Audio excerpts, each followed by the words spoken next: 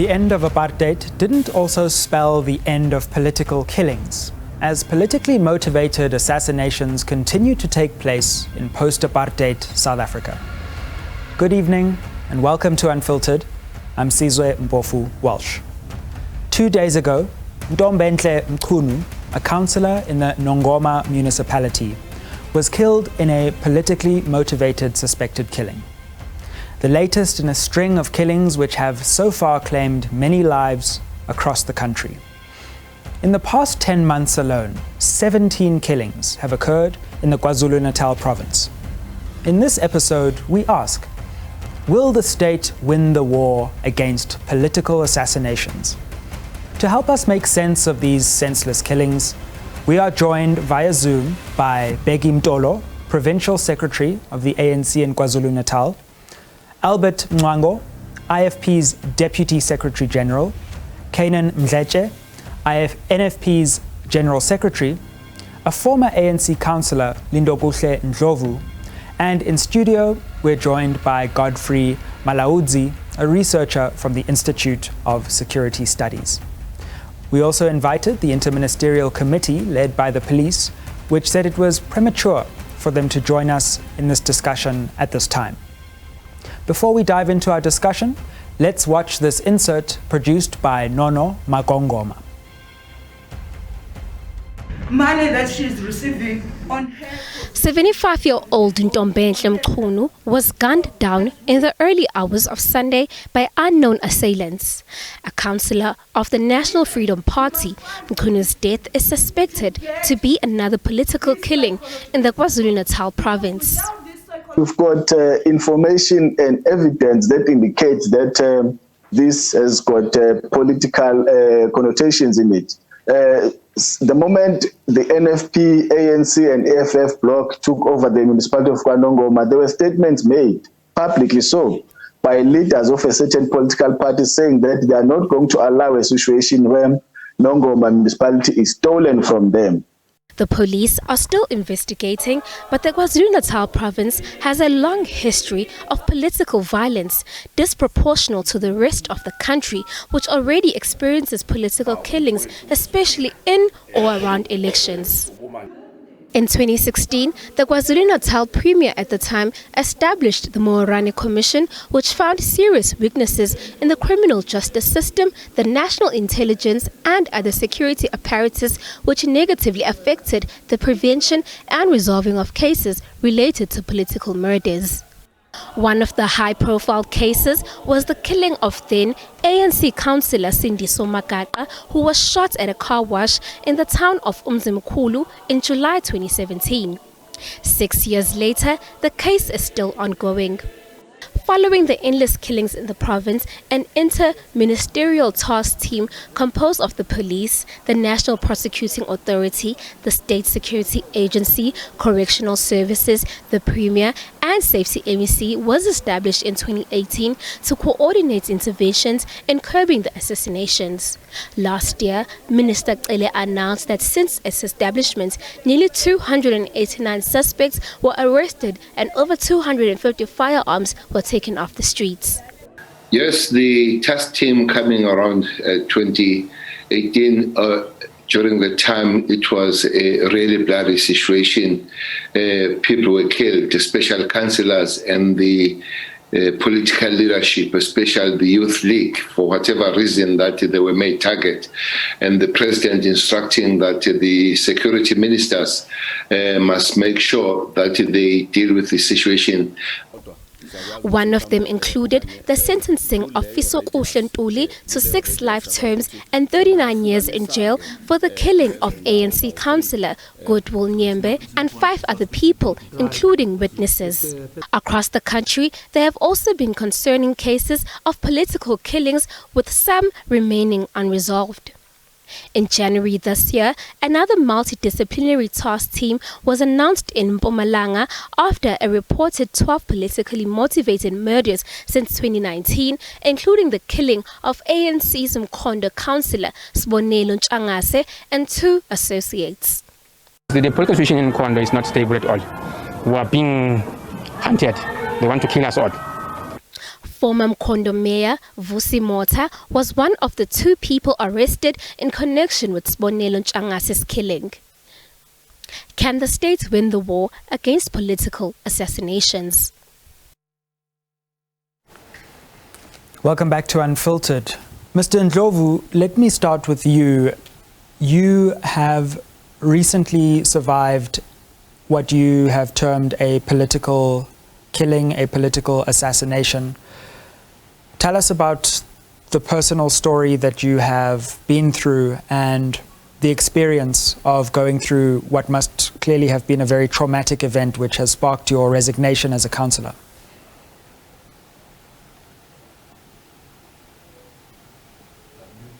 I believe you're on mute, Mr. Ndlovu. Okay, sorry, excuse. No problem. All right, greetings to you, greetings to my provincial secretary, Comrade Ndolo, and other leaders from other political parties. Well, what has happened to me, it's something that I never thought it will happen. But what was happening more especially on the time of the commencement of the term of office, I used to get calls threatening me in the position. I just thought it's the calls that are maybe trying to scare me or what. But what I used to do, I used to report to my regional secretary, Comrade Madam Natskul. These people who used to call me, they used to call me with numbers that are not even traceable, because we tried with my regional secretary, and on that time whip was Comrade Nelimabuya. I was also reporting to her, trying to get a solution on these numbers that are calling me. So they kept on calling me, threatening me that I must resign on a position of being a councillor. So I was taking them for granted. I thought that they're scaring me or something, only to find that on the 14th of July, on the 13th of July, it happened that they tried to assassinate me. Then I was able to escape, you see. How did you manage to escape? I might say it got messy, because I saw a guy coming on my. I saw a guy on the right hand side mirror, approaching my car, holding a gun with both hands. You see, I immediately drive very fast. Unfortunately, the guy shot on that space, on that very short space. He shot. Then I managed to escape. It's I think the distance it's about 200 to 150 meters away from home. My family had guns. My neighbors had guns, and also saw the criminals running away after they tried to shoot me. So when I arrived at home, everyone was out because they were hearing the sound of the gun. So my mom, my brothers, and everyone in the family was out.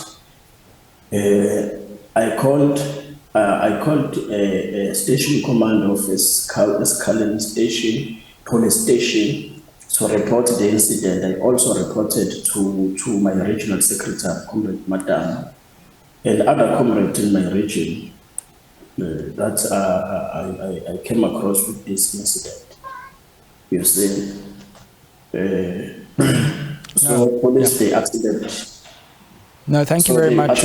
Thank you very much for sharing that, for your bravery tonight so soon after the incident, for coming on. And I think no matter anyone's political affiliation or position in South African life, we're glad you're still with us. So we thank you for sharing that, Mr. Ndlovu. And we'll continue to inquire into your story as well, but also get the views of other panelists.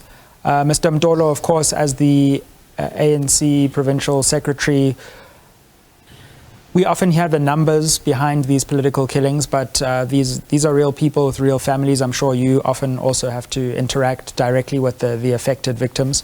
How do you respond to this most recent survived attempt of assassination on Mr. Ndlovu? Oh, good evening and good evening to your viewers and greetings to all who are here, especially Comrade Ndlovu from what they did, who survived this senseless attempt to take away his life. And I think he's like to live to tell the story, because many of our people, they don't have that opportunity, because these they are so well calculating when they are going to attack councillors. But it seems that we are in a process where we are losing a lot of councillors in KwaZulu-Natal. We are also paying condolences to the Mtono family in Nongoma that have lost the mother of the family, and also condolences to the NFP. A very old lady that was a leader of the FA community, but killed in that cold attack, sleeping at her home. That shows the level of these assassins. But what is strange in KZN is that while these killings are happening, you will find that, for example, if you come to Councillor Mtono's killing, it was almost more than 3 weeks known that there's going to be a killing in Wanongoma, because someone who is known, who is identified, did make a voice note that they are giving 3 weeks before the end of July. There's something that will happen, and then if they fail to do that, they will have to take skirts and leave trousers. And then we submitted, I personally submitted that information to police. I submitted the number of that individual. I submitted the name of that individual. And then I thought the police will move swiftly. Even now, after the death of Councillor Mtono, nothing is happening. I think they have taken the issue of killing of councillors, they've taken it as a norm now. And then unfortunately also when they do threat assessment, for example, in Nongoma, before the municipality was taken away from the coalition of the NFP, IFP, ANC, EFF, ANC, it was clear that many of them, some more than 2 weeks, they were sleeping in hotels away from Nongoma because threats were there. Even they were going inside council meetings, doing violence, and nothing happened. But what is strange is that you will find one political party that is dominant. You will never hear them condemning violence. I'm going to come back on that, Mr. Mdolo. We're just going to go to a quick break, and we're going to continue our discussion after that. Do stay with us here on Unfiltered. We'll be going to a quick commercial break, and we'll be back straight after that to continue our discussion.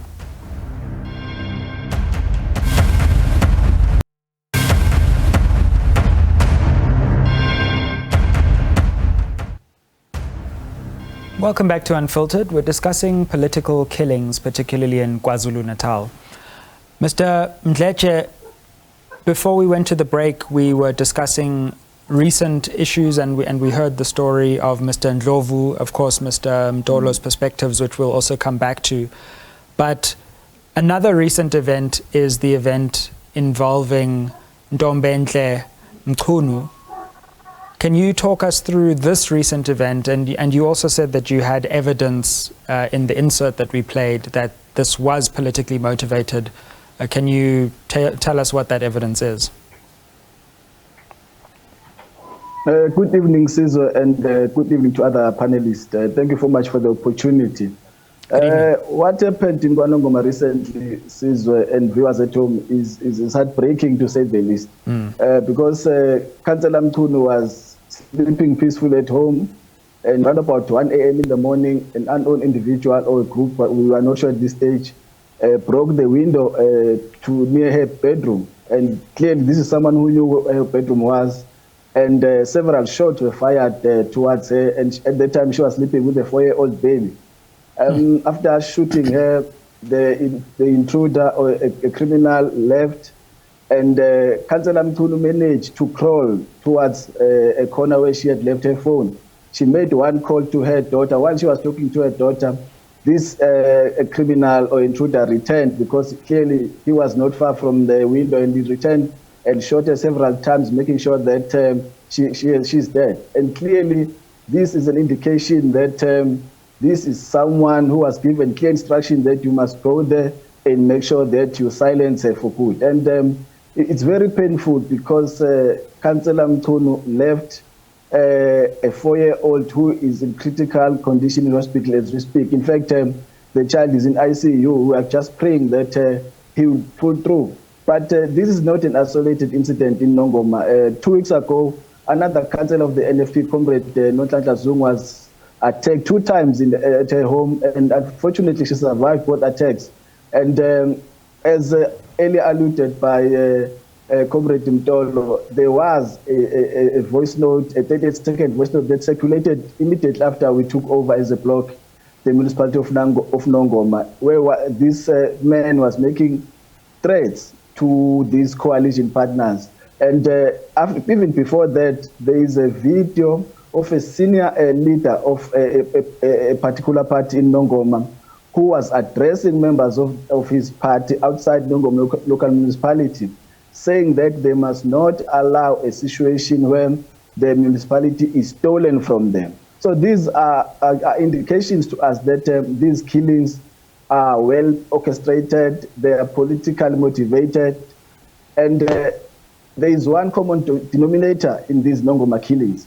And we have, as the ANC in KwaZulu-Natal did, we also provided the police with this information, and we were hoping that arrests were going to be made sooner, because the person who was making this voice note is known to us and the rest of the people of Nongoma, as well as the leader who was making this public pronouncement saying that his members must not allow their municipality to be stolen from them is known. And we're hoping that by this time we'll have at least someone who is taken in for questioning or arrested. But unfortunately, none of that has happened thus far. And also, just to remind our viewers, we did invite the IFP, and we hope that they might be able to join us before the end of the show. And also the Interministerial Committee, who have said it's premature to talk at this time, but that they are on top of this situation. Mr. Malaudzi, we have had a conversation about 2 recent incidents, looked into the lives and the personal stories of 2 recent killings or attempted killings in KwaZulu-Natal. What do you draw out of this conversation so far in your analysis of this political landscape in KwaZulu-Natal? Thanks, thanks, Walter. I think what I pick up from the discussion, Mr.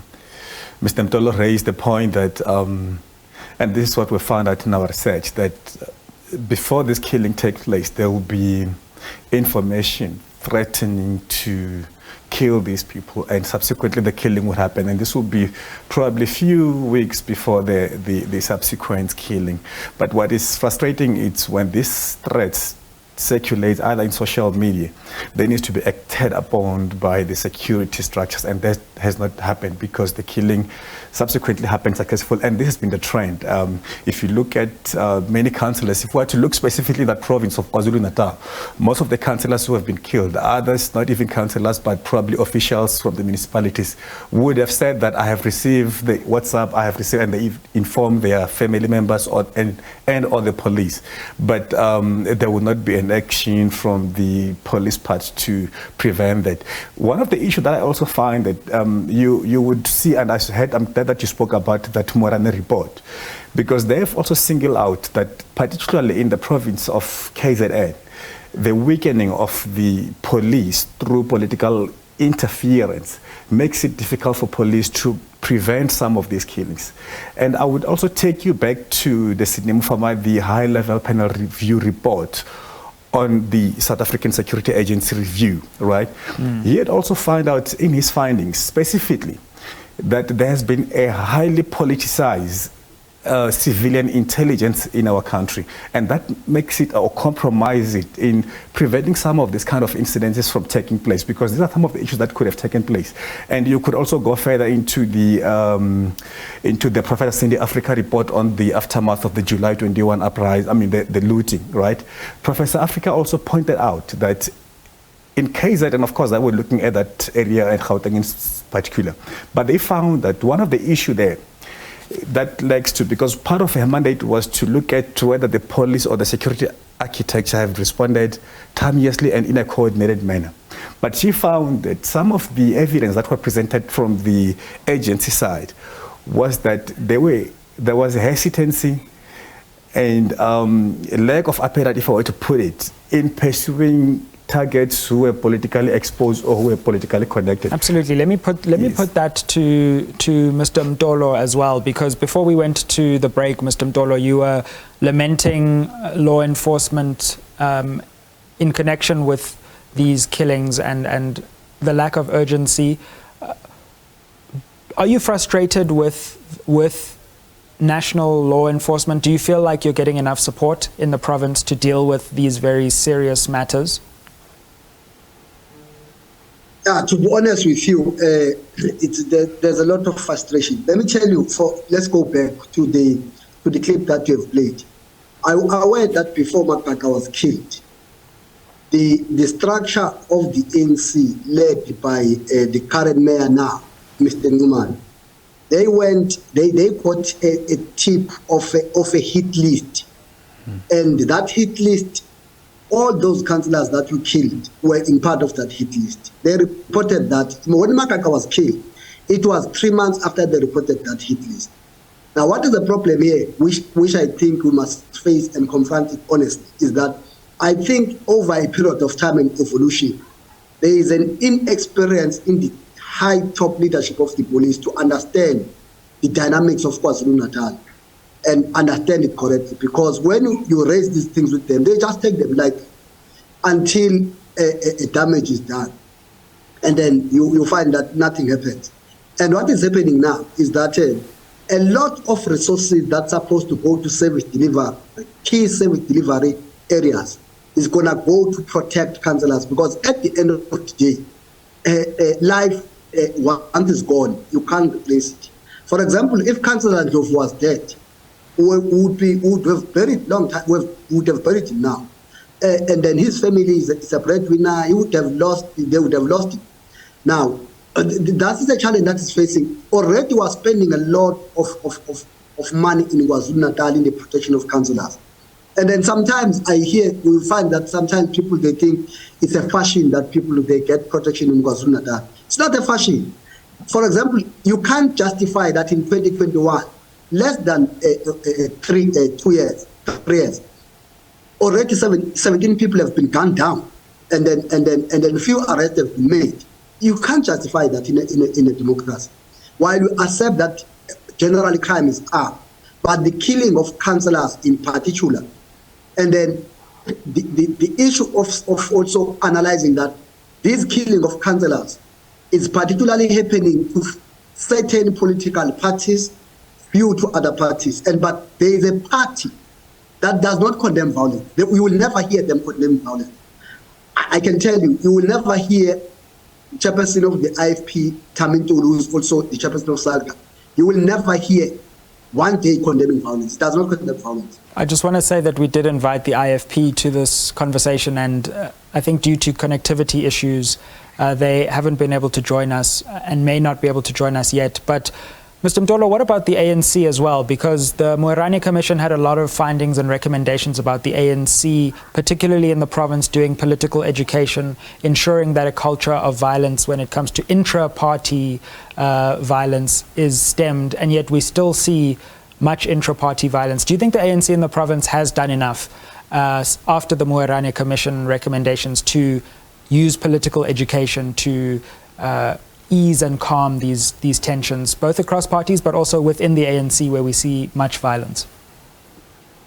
I think we must admit that as a society, we have not done enough to educate our people about the dangers of violence. Because what I think we are looking to do, which we must do, is to understand, is to make society to understand that the killing of councillors in particular is not in their long-term interest, because it's going to divert needed resources for service delivery and goes to the protection of councillors. Because you will end up, you see, for example, in Nongoma, if I can tell you, in Nongoma, if you don't protect ANC councillors, EFF councillors, NFP councillors, I can tell you, in a very short space of time, another councillor will be killed, because the issue is to reduce the numbers and claim back the municipality. Because a false narrative has been created that a certain political party has won the province of KwaZulu-Natal, only to discover that it is running municipalities on coalition. When coalitions are shaking hands, then they're no longer wanting to allow democracy to prevail. Then the only thing they are using the barrel of a gun to claim on to power forever.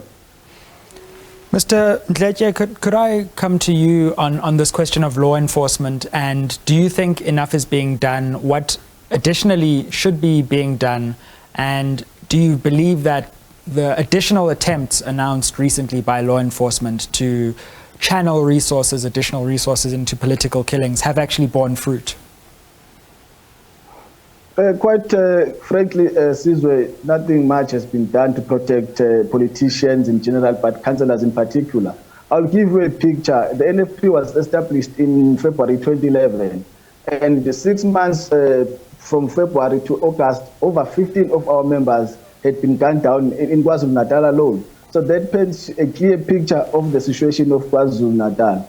And the mere fact that right now, today, we are still talking about killing of councillors and politicians in KwaZulu-Natal, it demonstrates that our government has not done enough to make sure that we deal decisively with these killings, but over and above that, we eliminate individuals or groupings that are organizing these killings. Because from where we are seated as the NFP, it is clear that this is part of an organized crime in KwaZulu-Natal, where people would sit down, hatch a plan to eliminate councillors, exactly to reclaim or to win certain municipalities. And if we had things on our way, we would have each and every councillor being protected or guarded in KwaZulu-Natal. But unfortunately, some of us don't have those resources to safeguard our councillors. But it's very unfortunate. And I think until law enforcement agencies work together with political parties, in particular those parties who always condemn violence, as it has been mentioned in this interview, that we've got one political party which will never hear their leaders condemning violence in KwaZulu-Natal, and you wonder why. But also, I think we must raise this issue that in KwaZulu-Natal, the then premier of the province formed what was called KwaZulu-Natal Multi-Party Political Oversight Committee, which was a committee that included all political parties in the province, which would sit now and again to discuss the status of the politics in KwaZulu-Natal and look at the pros and cons of what should be done to make sure that the political killings in KwaZulu-Natal are ended. But it's very unfortunate that that committee has not sat in a longest period of time. And I think part of what we're experiencing today is simply because as politicians, we don't have a platform where we can sit together and discuss these issues and come up with tangible solutions. But over and above that, I think it's high time that all political parties pull together, in particular KwaZulu-Natal. Right. And I would have appreciated if the let's go to a break there, Mr. Ndletje. Engagement. Absolutely, we caught that, and let's go to a break. We'll continue our conversation. We're discussing political killings, particularly in KwaZulu-Natal, their causes, consequences, and what can be done to stem the tide. Stay with us. We'll be back after the break as we delve further into our conversation.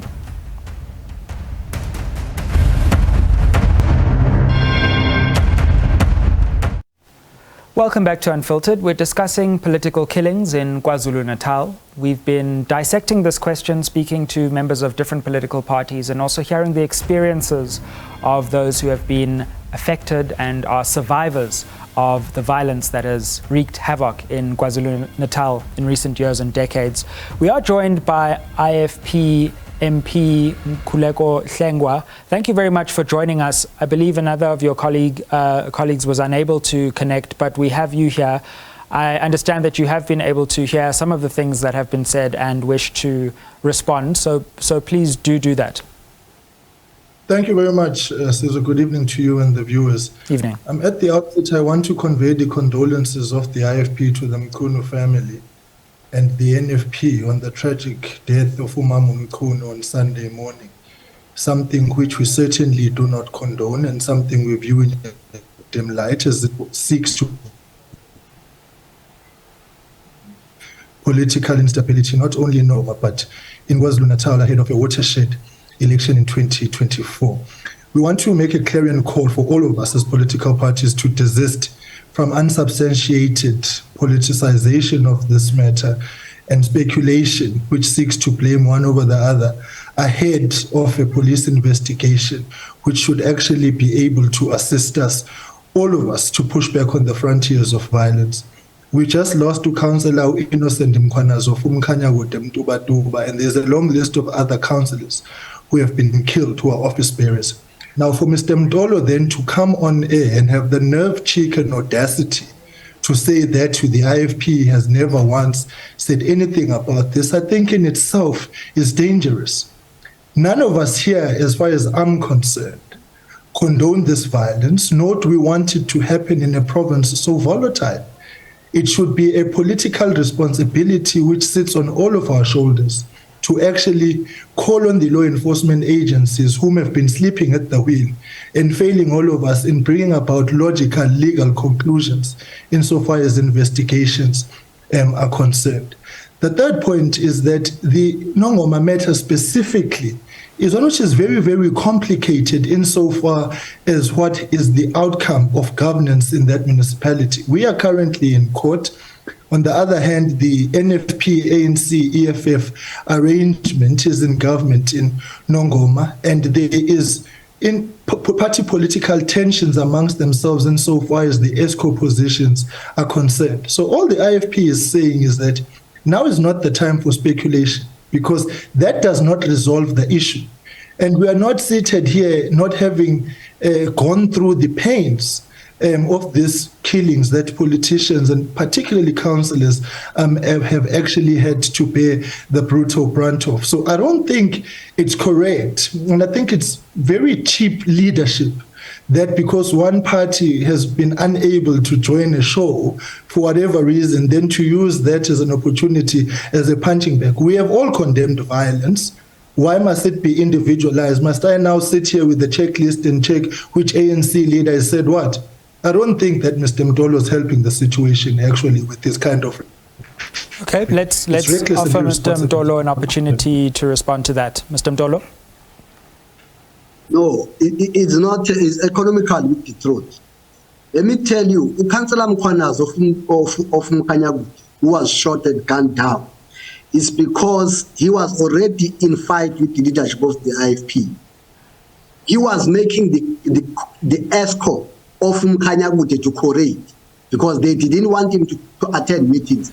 He was attending meetings of Mkhanyakude district municipality and make the ESCO to discharge its responsibility to give service delivery to the people, and in defiance of the instructions of the IFP. As we speak today, it is a well-known fact that the president of the IFP, Honorable Velenkosini Hlabisa, his security has beefed up because he got an information that he may be assassinated internally from the IFP. On Monday, there was an attempt of a forced council of the IFP that was signed by IFP leaders. Some of them are mayors because they wanted to remove their own person. Then it's clear, Mayor of Zulule, Utulasizo Pillars, went publicly and said they will never allow Nongoma to be ruled because they believe that they won Nongoma. I don't know why they believe that they won Nongoma, because if they won Nongoma, there's no way they can be voted out if they got the majority. Sooner the IFP understand how democracy works, that if you win a municipality, you must have 50% plus to be a majority. There's nothing that's happening in Nongoma. Is that those who had the IFP to govern Nongo, they are no longer working with the IFP, and then they are forming a majority with other parties. So now the IFP understand that in many municipalities, it is not a majority party. The better for us. Okay, and Mr. I Mtolo. said, Okay, and I said, let's leave it there, Mr. Hlengwa. We will bring you back in. Well. Mr. Hlengwa, sorry, can I just stop you there because I do have to bring in some other guests, but we will bring you back in to respond to that and give you an opportunity to respond. But Mr. Malaudzi, can I just bring you in here to intervene in the discussion in this moment? It's quite a politicized discussion, accusations flying across different parties. What's your perspective on the accusations from different parties, and how do you intervene as an independent analyst in this debate and conversation? Yeah, thanks. I think what we can say on our part is because what we do is just to do research. What we gather this data, we do analysis, and then do our advisory work where we can. And I think that what parties, because if you look, it's pity because this back and forth are also happening in the wake of, we're just going to the elections in a few months to come now. And in our trends, I mean, if you look in our violence monitor, you would find a disaggregated data there of public violence, and you could also equally extrapolate so that you can have a picture or better understanding of trends over time. And you would see that towards elections and just few years or months after the elections, this kind of incidences of killings, they rise, they escalate.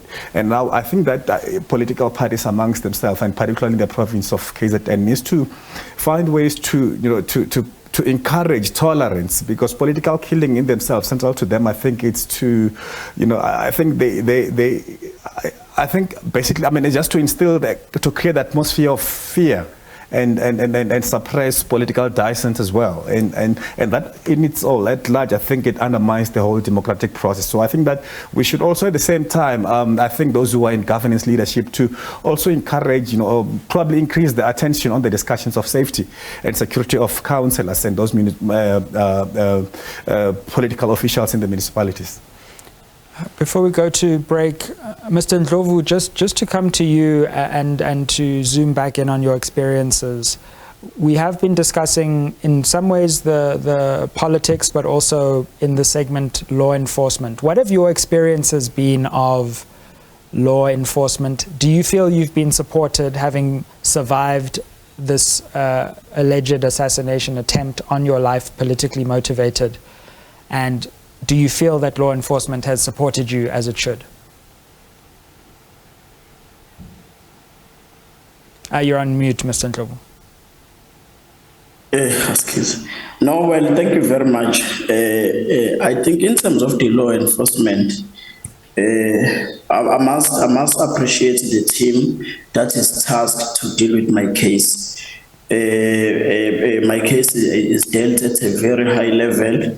And what makes me happy is that there are some findings that I cannot disclose them here right now, that are on the position of the task team that is working on my case.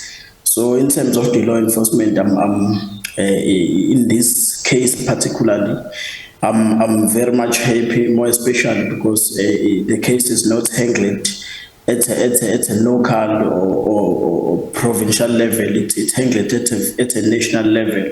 So there are things that are promising as the investigation is continuing. So at the moment, I'm quite happy.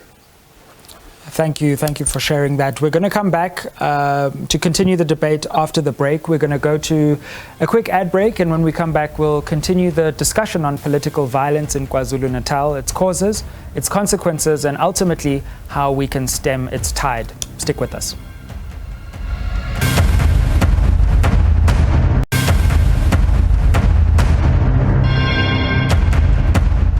Welcome back to Unfiltered. We're discussing political killings in KwaZulu-Natal. Before the break, we had a debate ensuing, and Mr. Hlengwa, I promised to allow you a chance to respond. We were talking about the culpability of different political parties in the spate of violence that we've seen in KwaZulu-Natal. So you have an opportunity to continue the debate and respond.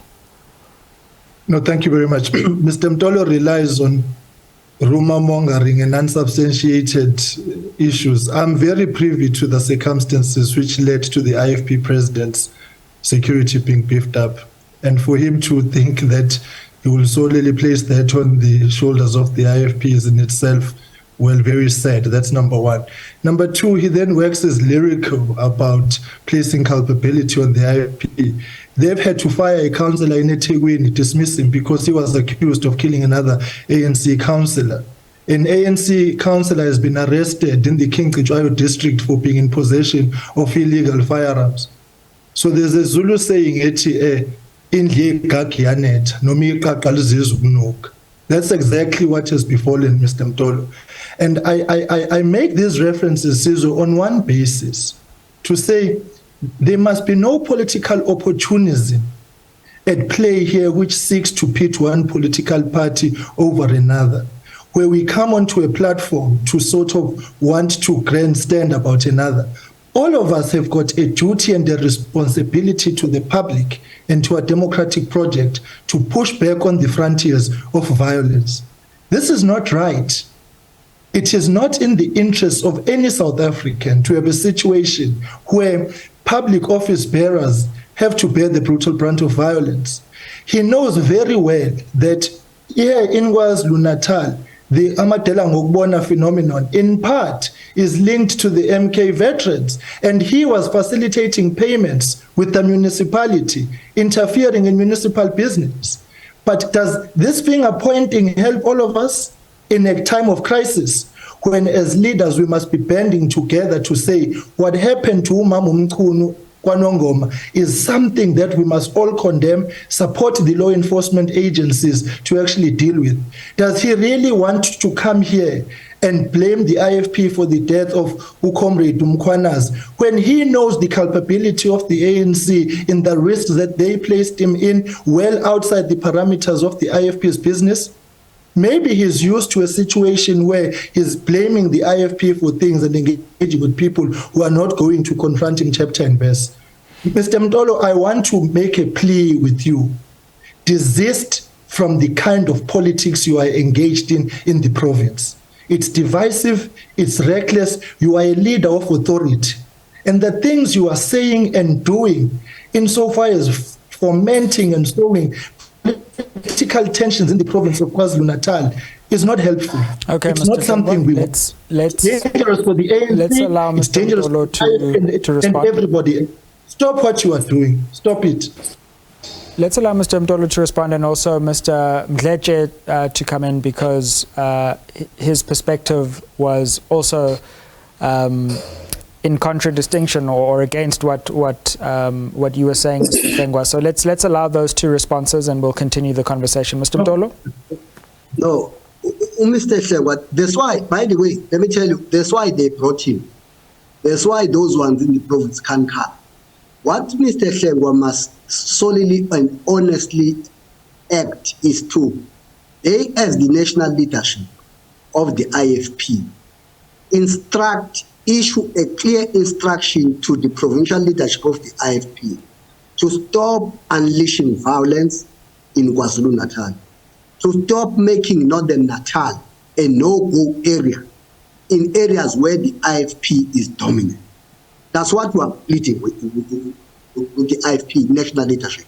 That's why they brought him here, because they know they could not stand with us, because they know that they've never acted against violence, they've never condemned violence. That's why Shengwa, who's a counterpart equal to Mashengi Pengu, he comes to argue with provincial leaders, because provincial leaders of the IFP can't argue with us, because we stay with them, we know the truth. That's why they bring an innocent soul Shem who stays in Cape Town, who knows nothing about what happens in KwaZulu-Natal. I know exactly what's going on, and Mr. Mdletshe is also the national SG of the NFP. What you are pleading with Mr. What you are pleading with Mr.